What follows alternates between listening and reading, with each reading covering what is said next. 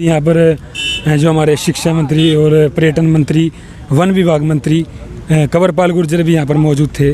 तो सर ये आज अपने इतनी बड़ा दान के रूप में हम कह सकते हैं 500 एकड़ ज़मीन यहाँ पर दी है, इसमें भी कहीं ना कहीं जो है प्रदूषण का कारण फिर भी बनती है।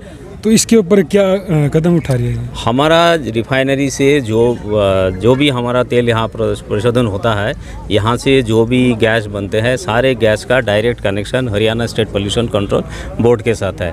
तो हमारा यहाँ से प्रदूषण तो नमस्कार, वही हमारे जो कृषि मंत्री, शिक्षा मंत्री और पर्यटन मंत्री कंवरपाल गुर्जर जी यहाँ पर पहुँचे।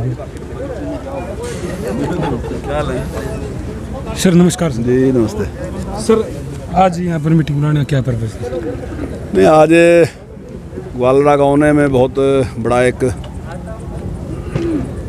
भूमि जो है 500 एकड़ ज़मीन जो मैं आधी, तो उसमें कुछ में काफ़ी बड़ा तो हमने ज़्यादा ज़मीन में तो बाग लगाने का काम किया, और उसके अलावा 50% के आसपास ज़मीन में हमने दूसरे पेड़ ऐसे जो कीमती पेड़ हैं वो भी, और जो ऐसे हैं औषधीय पेड़ हैं वो भी लगाने का काम किया। सर एक जो हमारी नई जनरेशन है, शिक्षा की तरफ से क्या बढ़ावा मिलेगा पर्यावरण को?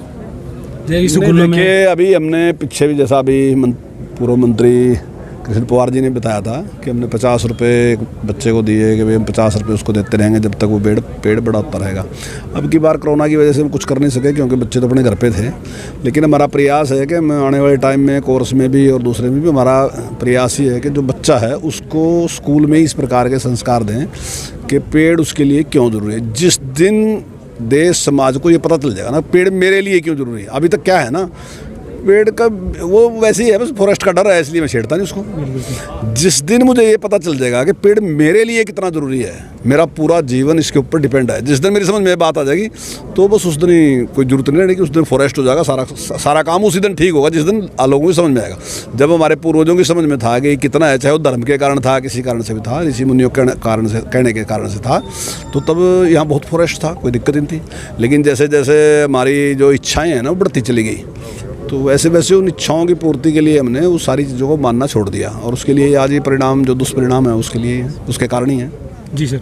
तो सर एक बात भी आती है कि जो इतनी बड़ी जगह है यहाँ पर 500 एकड़ ज़मीन पेड़ों के लिए दी है, तो यहाँ पर बोला जाता है कि रोजगार के लिए भी कुछ कर सकती सरकार। नहीं, ये देखिए अब इसके साथ सारी सरतानी कोई भी काम शुरू करोगे या इसका क्या करोगे, देखो ये जो दिया ना जी मैं, इसमें कोई मारे को कुछ नहीं दिया इन्होंने, हामिद ने दिया जो कुछ दिया इनको। इन्होंने जितनी ज़मीन हमें दी ना जी, हमारा कोई कब्जा नहीं है इस ज़मीन के ऊपर। हम तो 5 साल लगा के इन पेड़ों को बड़ा करने का काम करेंगे। जैसे ही इन पेड़ों में फलाने शुरू होंगे 5 साल के बाद हम इसको छोड़ देंगे। पंचायत की चीज़ है, हमारी चीज़ कुछ नहीं है ये। और मैं दावे के साथ कहता हूँ कि पंचायत के पास इतना पैसा होगा, आज तो भी मेरे को किसी ने दिया कि भाई यहाँ 4 द्वारी होनी चाहिए, यहाँ पुलिया बननी चाहिए, तो मुझे तो लगता है कि बाद में इनसे ही कहना होंगे यार थारा पैसे खाली पड़े मरती थी, तो इतने पैसे इनके पास ही होंगे। जब इतनी आमदनी इससे हो जाएगी ना जी, तो गाँव की भी आमदनी बहुत ज़्यादा बढ़ जाएगी। हमारा कोई नहीं है, हम तो जो लाखों करोड़ों रुपया इस पर खर्चना, तो हम इसको बड़ा करने में कर देंगे। 5 साल तक जब ये पेड़ बड़े हो जाएंगे तो उसके बाद हम पंचायत को ही इसको दे देंगे, धन्यवाद, हैंड ओवर कर देंगे। ठीक है साहब।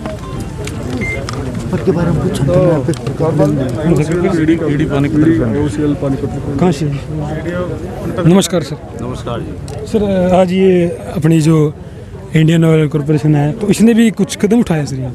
हाँ, इसमें हम लोग ये कदम उठाया, जैसे हम लोगों को पेड़ लगाना है, हम लोग हर साल पेड़ लगाते हैं, और पेड़ लगाने के लिए मेन प्रॉब्लम जो है ज़मीन मिलना चाहिए। तो यहाँ पंचायत डिस्ट्रिक्ट एडमिनिस्ट्रेशन का थ्रू ये ज़मीन दिया है, और उस ज़मीन में हम लोगों ने पूरे साल भर 2,02,000 पेड़ लगाने का राशि दी गई है यहाँ पर।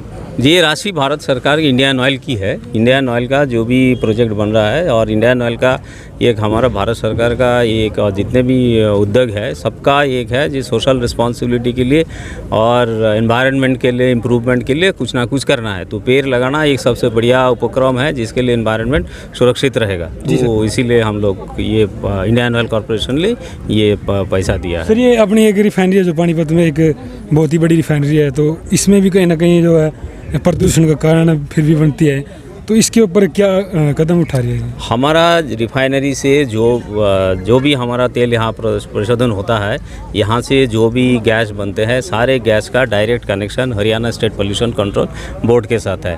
तो हमारा यहाँ से प्रदूषण तो होता नहीं है। प्रदूषण के जो लिमिट है, जैसे कार्बन डाइऑक्साइड कितना होना चाहिए, नॉक्स कितना हो जाना चाहिए, सॉक्स कितना होना चाहिए, सल्फर कितना होना चाहिए, पार्टिकुलेट मैटर क्या होना चाहिए, ये हर एक टाइम पूरे 24 घंटा में हर मिनट हर सेकंड का ये Haryana state pollution control board और सेंट्रल पोल्यूशन कंट्रोल बोर्ड को जाता है। तो हम ऐसा कोई प्रदूषण नहीं फैलाता है जिसके लिए जो पर्यावरण के लिए ठीक नहीं है। हमारा जितना भी हम जो भी करते हैं वो लिमिट के अंदर रह के करते हैं। जी जी, ओके सर, धन्यवाद सर। Thank you.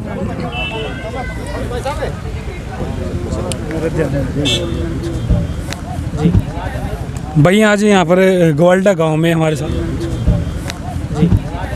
भाई आज यहाँ पर गोवाल्डा गांव में हमारे साथ सरपंच मौजूद है, जो इन्होंने इतनी बड़ी मीटिंग बुलाई थी। एकड़ ज़मीन देने का एक यहाँ पे जो पेड़ पौधे नष्ट होते जा रहे हैं, पर्यावरण के लिए हमने ये पहल की है कि 500 एकड़ में ज़्यादातर तो बागवानी रहेगी, इसमें फलों के पेड़ पौधे। और आज सीएम साहब को भी इनवाइट किया था और वो आने थे, उनका कोई प्रोग्राम हो गया होगा, इस कारण वो आ नहीं पाए यहाँ पे। जी हाँ जी जी, एक बात है कि कड़वा सच है, मतलब कि जो ज़मीन आपने दी है हाँ जी तो इस पर खेती करके एक किसान को भी बढ़ावा मिल सकता था, तो इसके साथ साथ खेती भी हो सकती है इसमें।